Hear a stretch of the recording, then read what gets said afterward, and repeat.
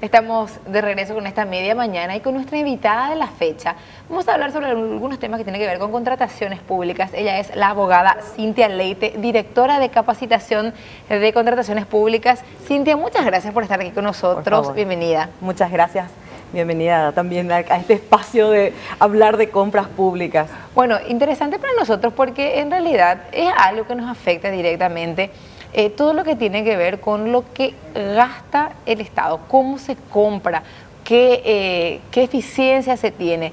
Y también tiene que ver con la eficiencia los funcionarios mismos dentro de la institución, que, entre paréntesis, es una institución que de manera, digamos que se diferencia de otras en cuanto a la preocupación por la capacitación de su gente y en cuanto a los procesos que tiene. Sí. Ellos están presentando ahora una novedad que tiene que ver con la vigencia de una malla curricular para la evaluación que va a realizarse a los compradores públicos. Hablamos de una resolución reciente, 2480 de este año. ¿De qué se trata esto? ¿Cómo esto afecta a las compras públicas? Excelente. Bien, la dije audiencia, una de las cosas que tenemos que entender es que todas las necesidades públicas tienen que ser satisfechas por el gobierno de alguna manera. Gran parte de esas necesidades se satisfacen dentro del mundo de lo que es la licitación pública o la contratación pública, ¿sí? Para ello nosotros tenemos un sistema de compras que tiene varias patas, ¿no? La parte normativa, la parte de información y sistemas, publicidad, y no menos importante, los recursos humanos que forman parte de ese sistema, ¿sí? Dentro de esa lógica nosotros tenemos a la DNCP como órgano de regulación y las capacitaciones que le corresponden a sus funcionarios. Pero así también hay una especie de extensión del funcionamiento de la DNCP en el sentido de que las compras públicas se realizan en cada institución, ¿sí? De repente a veces tenemos esa idea un poco errónea de que la DNCP es la que licita todo lo que el Estado tiene que comprar, y en realidad en cada unidad, en cada institución hay una unidad, por lo menos una unidad que se encarga de gestionar la compra. Ya le llamamos unidades operativas de contratación. Así hay una unidad operativa en cada ministerio, hay una unidad operativa en cada gobernación. Yo sé, Cintia, que hay colegas que les llaman a ustedes a veces cuando se salta o surge un caso polémico de una licitación en el, no sé, Ministerio de Educación, sí, y le llaman a contrataciones públicas. Claro. Digo, pero ¿por qué? Le tienen que llamar a la convocante, ¿verdad? Así mismo, así mismo. O a menos que hablemos de una empresa que estaba sancionada, entonces queremos saber si, ¿cómo puede operar una empresa que estaba sancionada? Ese tipo de situaciones, ¿verdad? Pero la gestión de cada compra es propia de cada institución, ¿verdad? Entonces, es ahí donde metemos este esquema de acreditación de competencias. Cada unidad operativa tiene al menos un funcionario, ¿sí? Porque también tenemos instituciones muy chiquititas donde hay 1 o 2 funcionarios encargados de la compra, versus otra que tienen 50 o 100 funcionarios trabajando para el área de contrataciones. Entonces, en esta primera instancia nosotros dijimos, vamos a emitir una malla curricular con los conocimientos básicos necesarios para que la persona que se encarga, digamos, de gestionar esa unidad, estemos seguros de que sabe lo que tiene que saber para poder hacer. Eso es dentro de todas las instituciones. Así mismo. Son alrededor de 420 más o menos unidades operativas de contratación, entonces son 450 titulares de unidades operativas que van a tener que pasar por un examen. Esa es la parte de la acreditación de competencias. Basada en la malla curricular, tienen que rendir un examen, lo van a hacer a través de una plataforma electrónica a partir de un cronograma que está dividido por entidades. En una primera tanda son 165 instituciones más o menos las que están afectadas, y luego vamos a pasar con las municipalidades y extender por otros perfiles, ¿verdad? Es decir, esas instituciones en donde rige la ley de la función pública y el funcionario, para poder entrar, o la persona si quiere ser parte del funcionariado, tiene que rendir un concurso de méritos. Ahora va a tener que hacer un segundo examen si quiere formar parte de la unidad de contrataciones. En realidad lo que vamos a hacer es evaluar esos conocimientos. El que ya sabe, maravilla, está acreditada su formación, y el que no sabe va a pasar un plan de capacitación. Ah, ok. Claro, o sea, la idea no es sacarle a la gente, sino que prepararle. Así mismo. Si eventualmente hay algún área donde su conocimiento no es el más solvente, bueno, entonces prepararlo para que sí pueda tener la herramienta básica, que es el conocimiento para enfrentar su tarea. ¿Y qué hay en cuanto a las capacidades blandas, como llaman? Porque en este caso en particular hablamos de algo tan importante que es cómo se usan nuestros recursos. Y además de que el funcionario tiene que saber cómo funciona o la parte, digamos, académica, también hay una parte de la honestidad e integridad de la persona, porque muchas veces vemos casos en donde hay licitaciones amañadas de alguna manera, en donde hay, por supuesto, una complicidad del funcionario de la unidad operativa de contrataciones, porque no puede decir el funcionario que él no supo lo que estaba planeando su ministro o su jefe. Es parte de una cadena de corrupción que lastimosamente es, digamos, transversal a cualquier institución del Estado. Esas capacidades blandas, digamos, también prevé esta malla curricular. Van a ir a una segunda etapa. Esta primera parte es el saber, ¿sí? Después iremos hacia el saber ser y el saber hacer, que, digamos, hacen los pilares de la profesionalización. Y la corrupción se combate con transparencia y se combate con profesionalización. Entonces, digamos que esta es como la semillita que queremos plantar en torno a un proyecto bastante más ambicioso, bastante más amplio, porque en algún momento vamos a llegar a los evaluadores de oferta, que no necesariamente forman parte de la unidad operativa, a los administradores de contrato, porque a veces salió súper bien la licitación, se firmó el contrato, pero el contrato no se cumple. Entonces, ir también a otros perfiles que en algún momento lo vamos a tener que ir llegando, ¿verdad? Entonces, todos esos años que la DNCP invirtió en hacer capacitación al funcionario, ahora vamos a medirnos y medirlos. ¿Hay alguna iniciativa de actualizar la ley de contrataciones públicas que, dicho sea de paso, en realidad, si bien tiene lagunas, es lo mejor que tenemos en comparación a otros procesos? Porque vemos algunas instituciones estatales que hacen sus compras a través de otros mecanismos. Por ejemplo, hacen transferencias a través del rubro 800 y son otros organismos los que manejan los fondos. Y allí se pierde completamente el historial de documentos, antecedentes, empresa contratada, montos. Nosotros al final no sabemos cómo se está usando nuestro dinero. En cambio, cuando sabemos que se hizo a través de la ley de contrataciones públicas, al menos tenemos la certeza de que se va a quedar todo el registro ahí en la página y que uno, como ciudadano o ciudadana, puede ingresar y hacer su verificación. Tal cual. Realmente un proyecto de modificación de la ley no hay ahora mismo vigente. Es, como decía, una de las leyes más completas que tenemos a nivel de administración pública. Está basada en una ley modelo internacional y también basada en mejores prácticas internacionales sobre contratación pública. Por supuesto, hay algunos ajustes que hacerle como toda legislación, pero es suficiente y son herramientas importantes que tenemos. Lo que sí hay ahora mismo es un proyecto de armonización de decretos reglamentarios. La ley de contrataciones públicas se fue, digamos, complementando con varios decretos reglamentarios. Hay alrededor de 15 o 20 decretos, entonces en esta primera, digamos, que corte post madurez, digamos, de este sistema, vamos a reorganizar ese trabajo. Ya está hecho el decreto, estamos trabajando para que en los próximos días el presidente lo firme. Vamos a actualizar algunas cosas, dinamizar otras, generar algunas instancias como compras consolidadas o la necesidad de agotar instancias de consulta antes de hacer protestas que a veces paralizan innecesariamente los procesos de compra.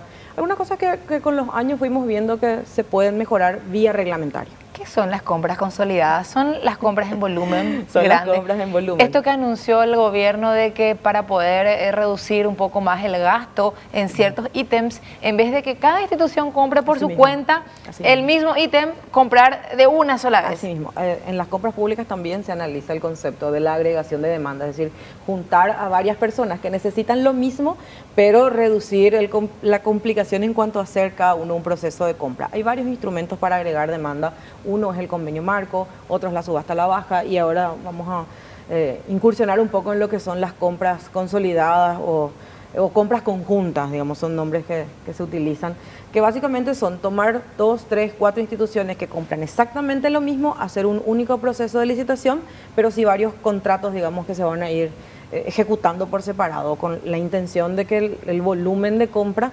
también ayuda a reducir los costos de adquisición. Estos mecanismos que está mencionando Cintia, de alguna manera están encaminados a tener una mayor eficiencia en compras públicas. Decía, creo que el gobierno que quería ahorrar algo así como, o que estaba posibilitado a ahorrar por lo menos 1% del PIB, alrededor de 400 millones de dólares al año, si es que compra mejor. Así mismo. Todo esto es lo que encamina a eso. Asimismo, la contratación pública la analizamos desde 3 grandes pilares. La oportunidad, o sea, llegaste a tiempo.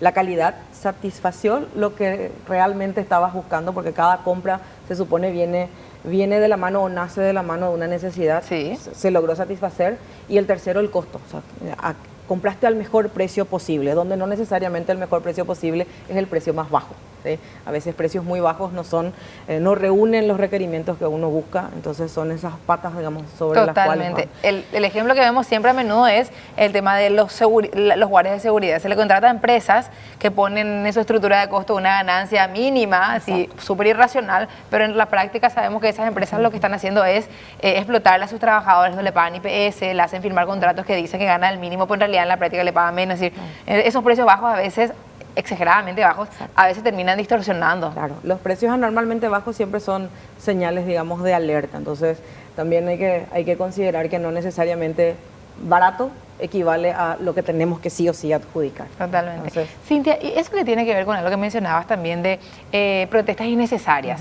A veces hay protestas innecesarias seguramente, pero por otro lado, hay a veces protestas que terminan en procesos abiertos y en determinaciones o en verificaciones de empresas que efectivamente incumplieron y efectivamente son sancionadas. Así mismo. Pero ¿qué pasa? A veces estas empresas recurren a la justicia para poder seguir operando con el Estado. Así mismo. ¿Qué herramientas tienen en ese caso la Dirección de Contrataciones Públicas para enfrentar esa situación de que otro poder, que es el legislativo, el judicial, quiero decir, viene a intervenir en una potestad que tiene el Ejecutivo o una institución dependiente de alguna manera de la estructura del Ejecutivo?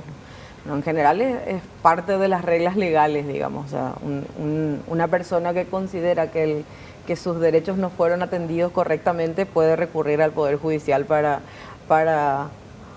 poder hacer uso de ese derecho, digamos, ¿verdad? Y sí nos pasa que a veces sancionamos empresas y estas recurren su sanción ante el Tribunal de Cuentas del Poder Judicial y bueno, a veces entran a tomar medidas cautelares para que no estén efectivas, digamos, esas sanciones. Entonces también hay un trabajo importante desde el área jurídica de la DNCP, porque finalmente son juicios donde la DNCP es una de las partes, digamos, de ese juicio. Entonces es también llevar una cuenta bastante importante de los juicios y pelear los argumentos de las sanciones que eventualmente haya impuesto la DNCP. Son también las herramientas con las que nosotros tenemos que administrarnos. Es un cáncer realmente la corrupción, porque al final es una herramienta lícita y legítima poder ir y recurrir a la justicia, pero si sabemos que ese poder en particular está tan corrompido que uno puede comprar a un juez. Por eso es importante este tipo de cumbre de poderes como el que esta mañana se estaba desarrollando, en sentarnos y ponernos de acuerdo en lo básico de lo básico para poder progresar, avanzar como país. Así mismo, es sumamente importante la coordinación interinstitucional y una de las cosas que está impulsando también la DNCP es crear una especie de red de órganos de control para poder tener un lenguaje coordinado en torno a las acciones que se pueden llevar adelante como mecanismo de control, porque finalmente otra de las patas de la gestión pública que ayuda a la eficiencia en el gasto, y eficiencia en el gasto implica que la ciudadanía se beneficie, porque puede recibir mejores cosas, más cosas, o sencillamente que se pague menos por lo que recibe, digamos. Entonces, esa idea de coordinar también está dentro de la DNCP, tiene un proyecto en base a esa idea que involucra a la Auditoría del Poder Ejecutivo, que involucra a la Contraloría, a la Secretaría Anticorrupción. Entonces la idea es avanzar un poco hacia ese entendimiento transversal, digamos, incluyendo el Ministerio Público, transversal de una acción que a todos nos compete, pero a veces desde distintos ámbitos. Así que también vamos arrancando hacia ese escenario. Un último tema, Cintia, que tiene que ver con un dato que había dado el director de Contrataciones Públicas este año a nuestros compañeros de ABC Cardinal, con relación a la cantidad de licitaciones que se hace versus compras directas, por ejemplo.